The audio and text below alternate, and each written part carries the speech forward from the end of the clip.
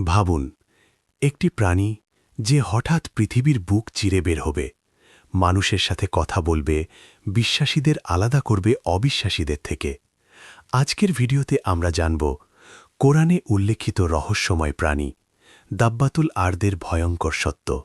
শেষ পর্যন্ত দেখুন, কারণ এই তথ্যগুলো আপনার ঈমান কাঁপিয়ে দিতে পারে।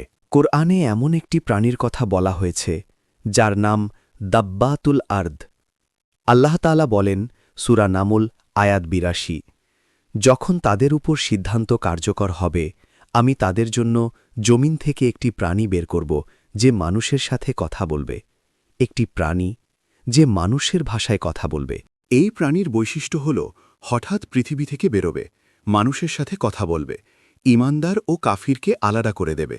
হাদিস অনুযায়ী এই প্রাণী মানুষের মুখে চিহ্ন বসাবে, ঈমানদারের মুখ উজ্জ্বল করবে, কাফিরদের মুখ কালো করে দেবে। অর্থাৎ তখন আর কেউ নিজের বিশ্বাস লুকাতে পারবে না। সবচেয়ে রহস্যময় প্রশ্ন, এই প্রাণী দেখতে কেমন হবে? কোরআনে বিস্তারিত বলা হয়নি, কিন্তু হাদিস ও সাহাবীদের বর্ণনায় কিছু ইঙ্গিত পাওয়া যায়। সম্ভাব্য বৈশিষ্ট্য: এটি হবে অস্বাভাবিক বড়, এর গঠন হবে অদ্ভুত। কিছু আলেম বলেন এতে বিভিন্ন প্রাণীর বৈশিষ্ট্য থাকতে পারে। দাব্বাতুল আর্দ কখন আসবে? হাদিস অনুযায়ী এটি কিয়ামতের বড় আলামতগুলোর একটি।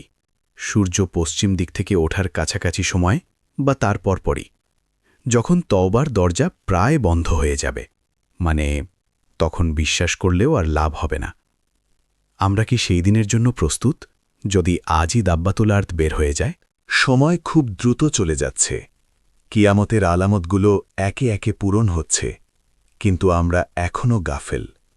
আজই সিদ্ধান্ত নিন, তওবা করবেন, নামাজ ঠিক করবেন, আল্লাহর পথে ফিরবেন। কারণ যখন দাব্বাতুল আর্দ বের হবে তখন আর সময় থাকবে না।